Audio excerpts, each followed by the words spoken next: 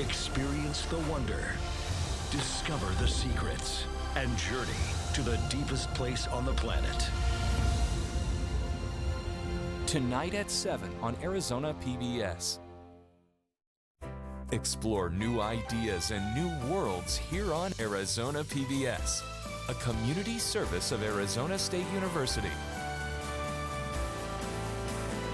A heartfelt thank you to all who pledged their support during our recent membership drive and having your generous contribution matched by Newman's Own Foundation. If you missed out, don't worry, it's not too late. Newman's Own Foundation wants Arizona PBS to finish the fiscal year on a strong note, so all donations made through the end of June will be matched dollar for dollar up to $50,000. Here's your chance to help Arizona PBS while having your donation doubled by Newman's Own Foundation. Donate today, only a few more days left. Your support will ensure that we continue our mission of bringing quality public programming to Arizona. Thank you. Coming up next on Arizona PBS, Life and World.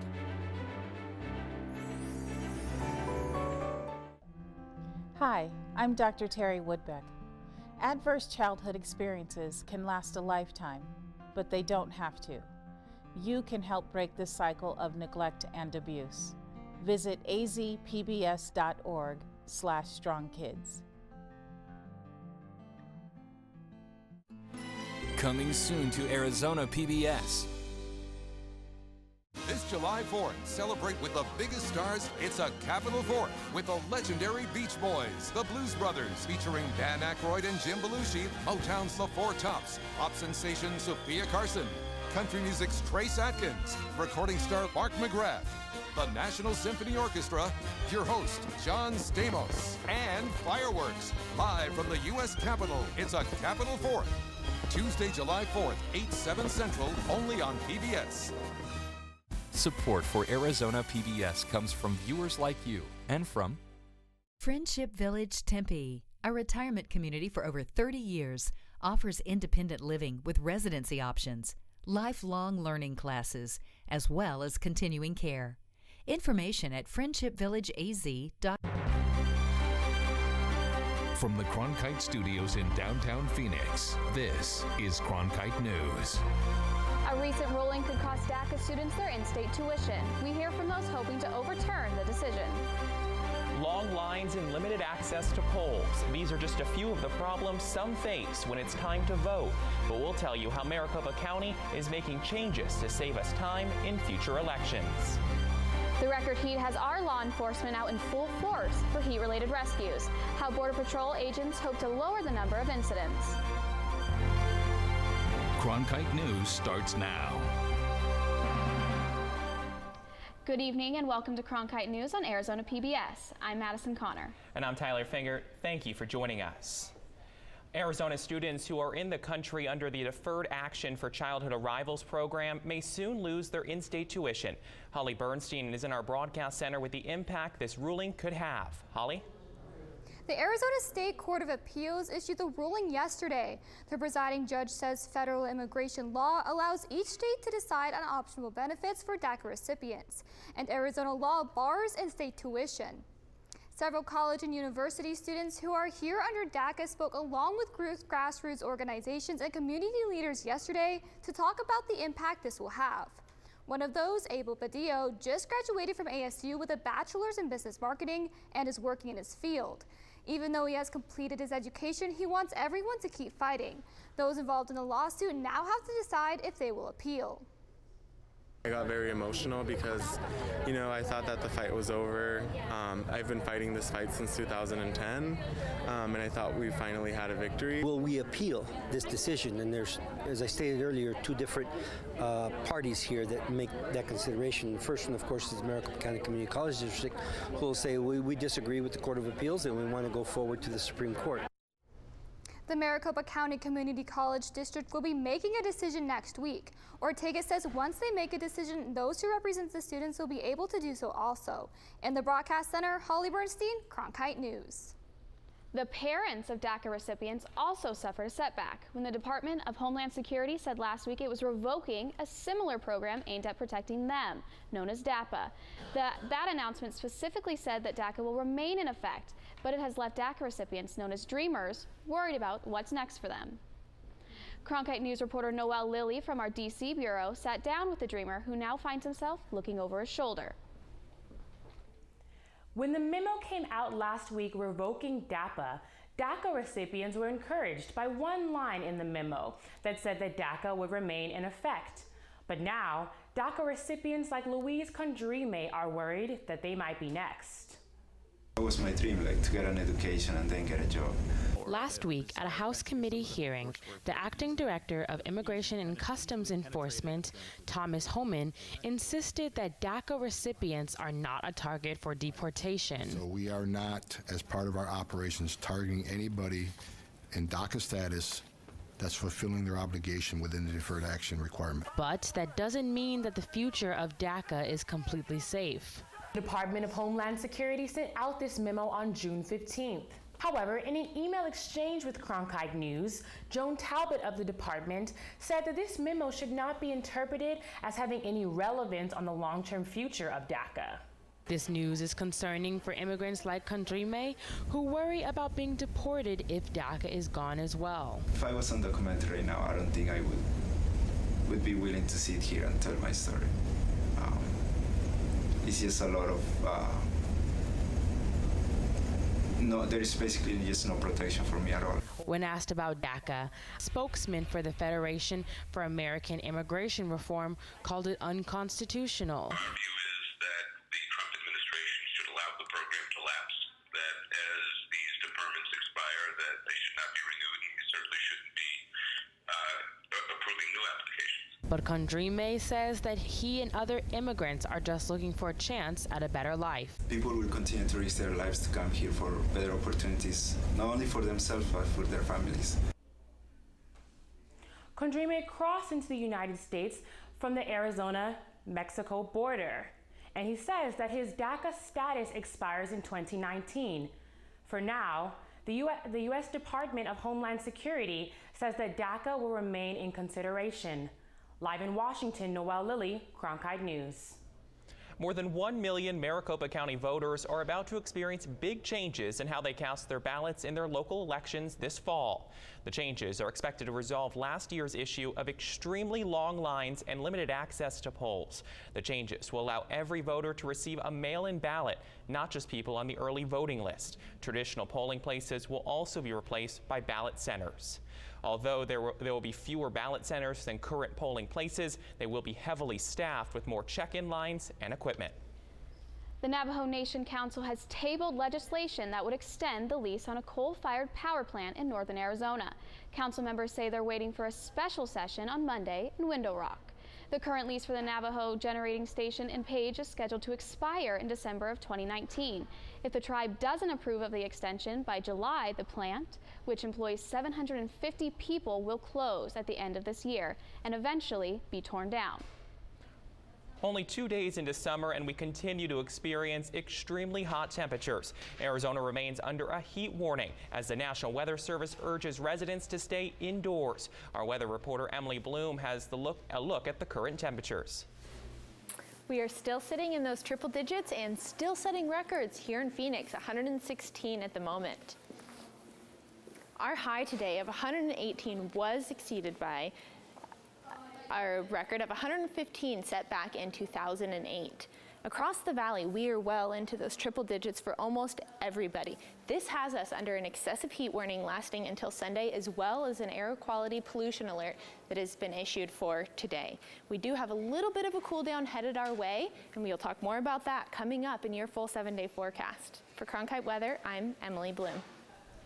The record heat has Border Patrol out in full force for heat-related rescues. This week, Tucson agents rescued 2 migrants who were crossing the Arizona desert. The 2 men were rescued hours apart and were taken to the hospital after suffering from dehydration.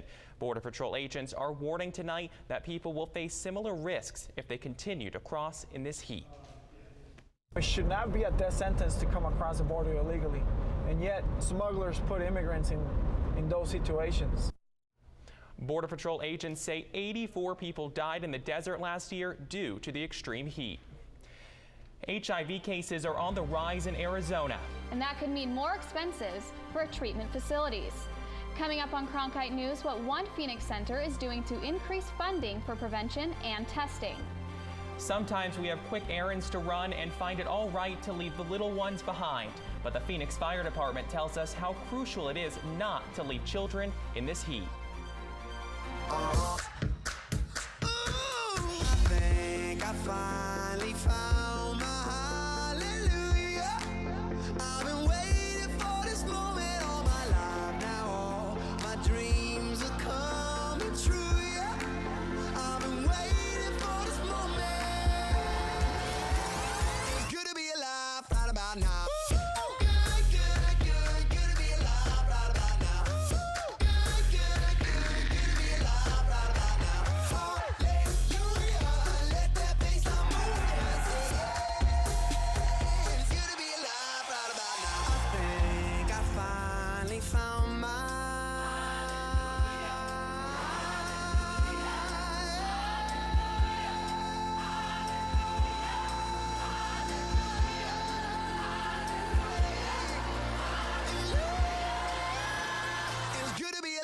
Right about now. Heaven knows you're a dreamer. Don't hide it from anyone. Don't hide it from anyone. Hey, would you believe me if I said we are here for a reason now? This is our life. This is what counts. This is for us. I will go anywhere for you. I will go anywhere for you.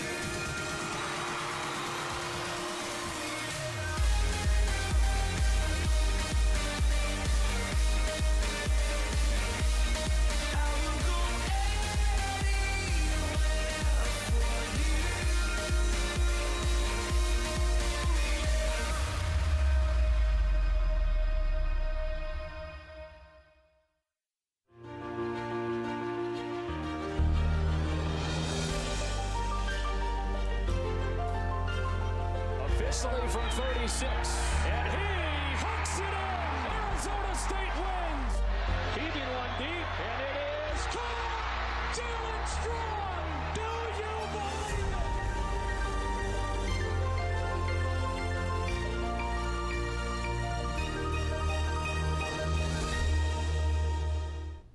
Republican senators are tackling the health care bill that could replace Obamacare.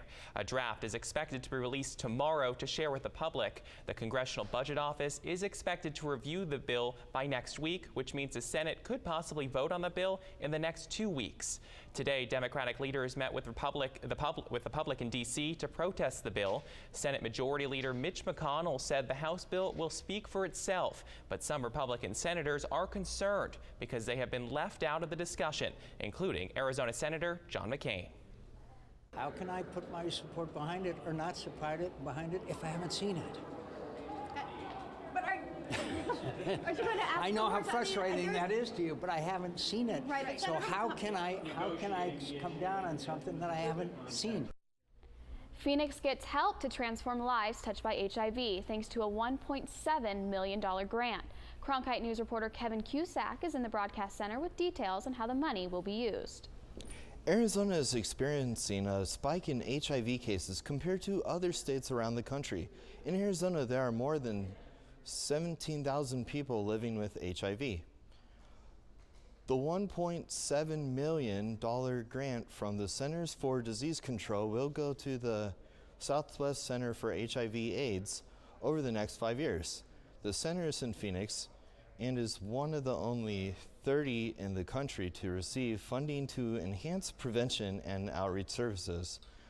This grant will allow Southwest Center to increase care and prevention of new infections, especially to those who are at a high risk. The focus of the grant is really to enhance HIV testing and make HIV testing more accessible to individuals who are particularly high risk for HIV infection. The other part of the project is to support those individuals who are living with HIV in what we call prevention with people who are positive. So helping to support linkage to and retention in HIV medical care. That's really the main focus of the project. The money will be used to support HIV testing initiatives. In Broadcast Center, Kevin Cusack, Cronkite News.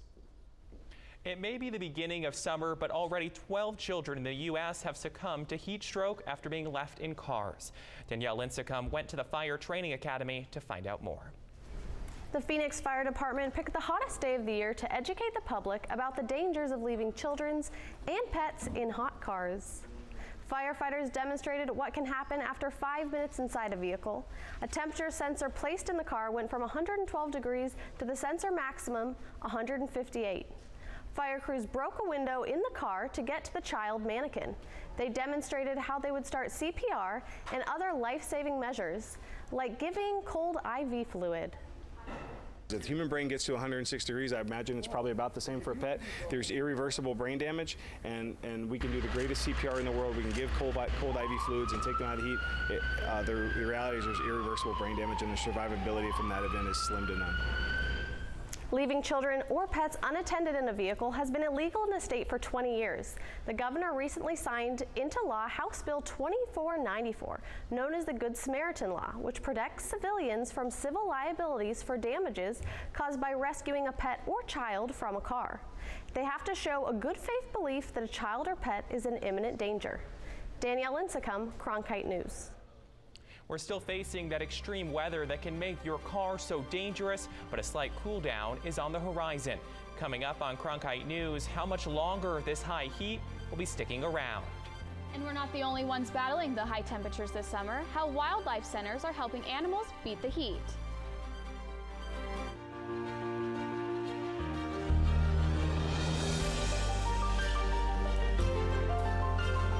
Officially from 36, and he hooks it in. Arizona State wins. Keeping one deep, and it is caught. Dylan Strong. Do you believe it?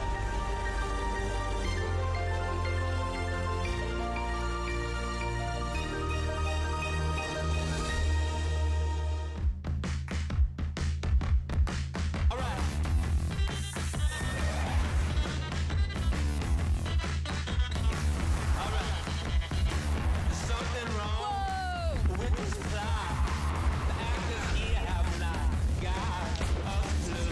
Fascinating. You know, sometimes I wish I wasn't so beloved. Can't you see? Little girl got a hold on me like wow. Baby, I'm howling for you.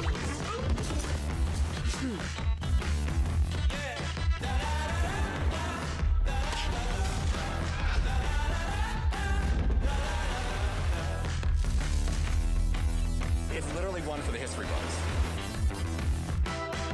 Enjoy.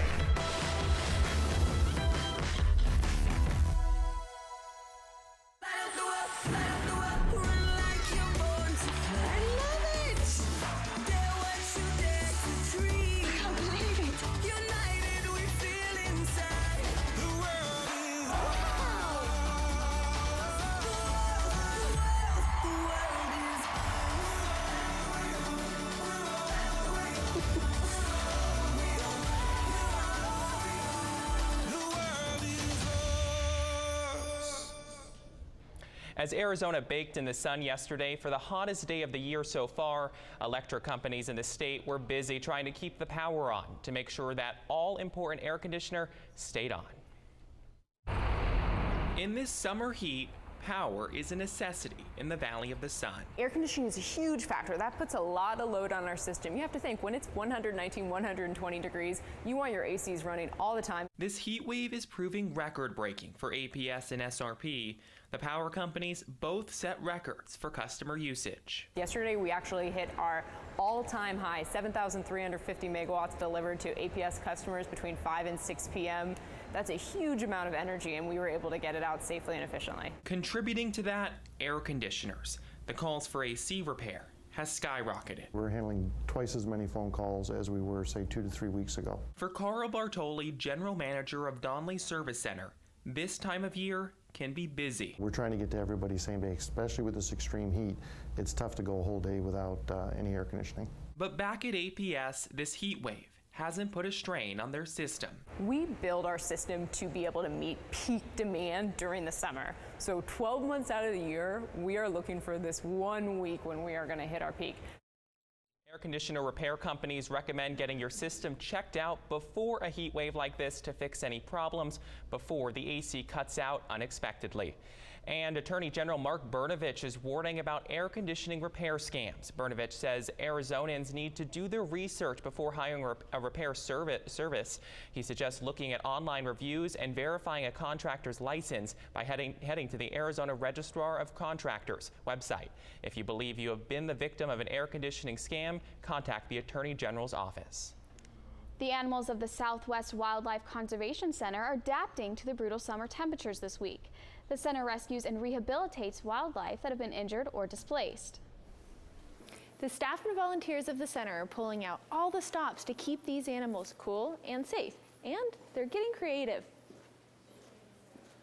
We've ordered a couple of truckloads of ice to put in the animals' water tubs to keep them cool when they lay down in their water and to cool off. We're also got some sprinklers on and mister systems, and some of them have evap coolers, and some of the elderly animals we bring in. They are also keeping the animals cool with some tasty treats on the menu. Mousicles, that would be frozen mice in ice, and frozen Gatorade with Gushers fruit, and occasionally even fish for the bears. If you would like to donate to help out these animals, the center is accepting donations, but they say the repairs of the evaporative coolers and more shade cloths would be especially helpful.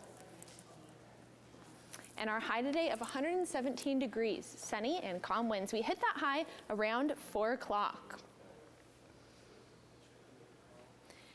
And across the state, we can see that we do not have much in the way of any kind of precipitation or clouds to keep us cool at this time of year. So we are sitting under those extreme temperatures. That means mid to the high 90s for the North Country, 118 in Lake Havasu, 115 in Tucson, and 116 for us here in Phoenix at the moment. Now, some things to keep in mind as we are dealing with these extreme temperatures include staying hydrated. As you know, they say, if you are thirsty, it is already too late. Wear proper clothing and stay inside as much as you can. Keep an eye on the elderly, kids, and pets, but of course, under these kind of temperatures, anybody can succumb to the weather. Now, taking a look ahead, tomorrow we've got a little bit of a cool down at 113 degrees. We're going to be holding strong on the triple digits well into the weekend, but we've got a little bit of a cool down by next Wednesday at 108 degrees. For Cronkite Weather, I'm Emily Bloom. NASA introduced 12 new astronauts this month, and one of them is stationed in Yuma, Arizona.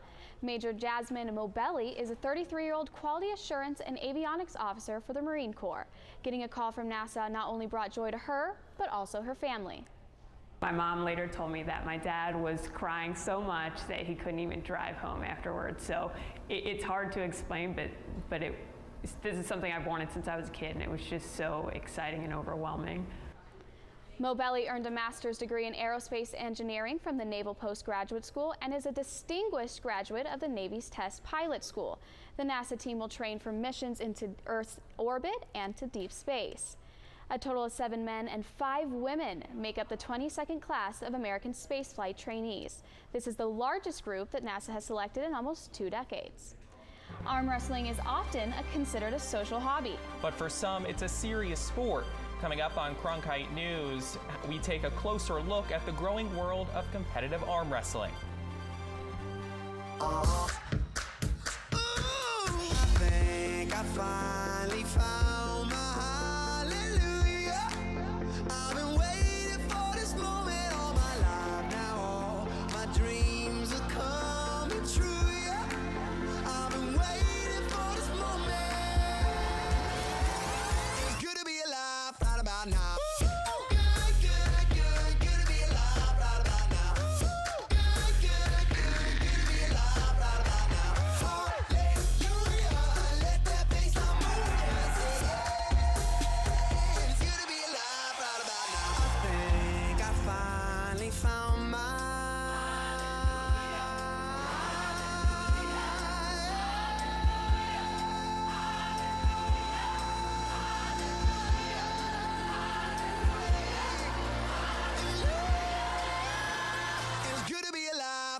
nah.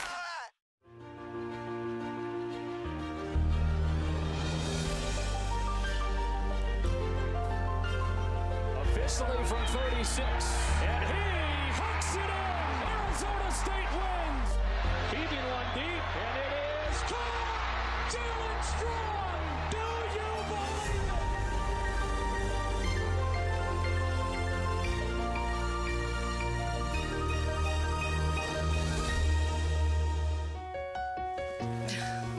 What are you doing? Possibilities. Your day is filled with them. Reach up, energy in the fingertips, collapse. TV, play Downton Abbey. And PBS helps everyone discover theirs.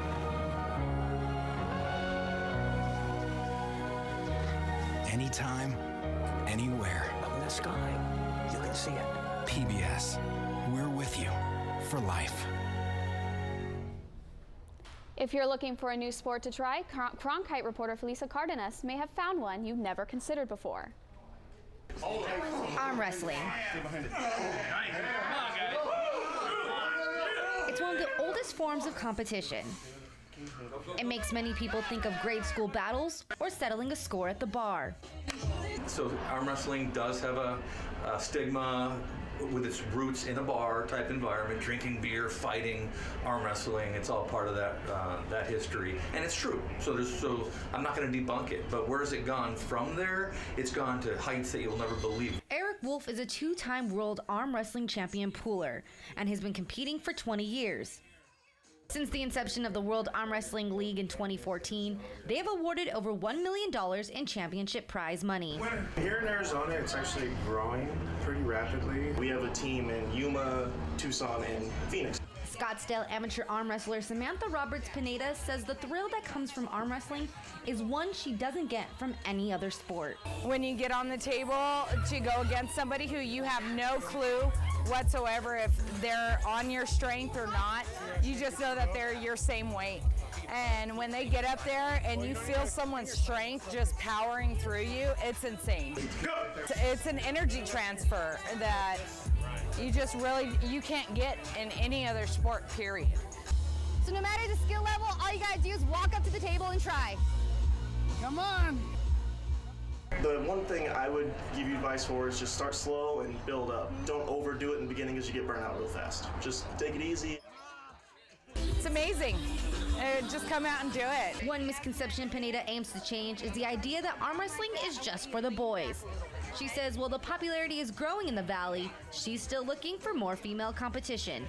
In Mesa, Felisa Cardenas, Cronkite News. If you're interested in trying your hand in arm wrestling, be sure to follow Arm Wrestling Addicts on Facebook for more information on local practices, showcases, and competitions. Cronkite News is proud to be the news division of Arizona PBS. Here's what's coming up on Arizona Horizon and PBS NewsHour. On the next Arizona Horizon, meet the head coach and a star player from ASU's National Championship Women's Golf Team. And we'll hear about the Keno Border Initiative, an organization started by a Jesuit priest to help those deported near Nogales. I'm Judy Woodruff on the next NewsHour. As summer brings a spike in Lyme disease, if dogs can be vaccinated, why can't we? That's Wednesday on the PBS NewsHour.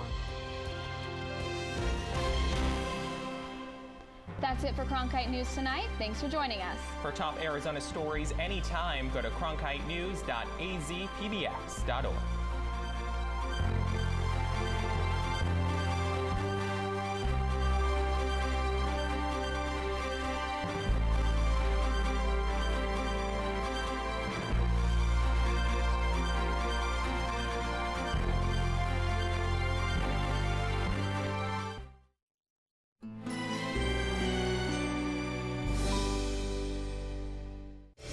Yellowstone National Park, the winter is brutal. But when the mercury rises, life gets intense. From a frigid winter to a 100-degree summer. For the animals trying to adapt, the struggle is real. Witness the epic story of survival. Tonight at 8 on Arizona PBS. Explore new ideas and new worlds here on Arizona PBS, a community service of Arizona State University. Arizona PBS provides great musical performances all year long, and now we have some of the best seats to see your favorite acts live and in concert. Arizona PBS Box Office presents a backstage pass to meet world-class performers. Arizona PBS Box Office presents a chance to see exciting performances before they sell out. This month, Arizona PBS Box Office presents Grammy Award-winning Diana Krall, performing in concert at Phoenix Symphony Hall on Wednesday, August 9th. Coming up next on Arizona PBS, Life and World. Hi, I'm Charlie Rose. As part of the Walter Cronkite School of Journalism and Mass Communication at ASU, Arizona PBS is providing a state-of-the-art venue for the next generation of journalists. From newsrooms in Washington, Los Angeles, and here in Phoenix, students engage in real-time, real-world news reporting, broadcast production, and online innovation. The Cronkite School and Arizona PBS working together in new ways to bridge the classroom to the community in the digital age. Coming soon to Arizona PBS.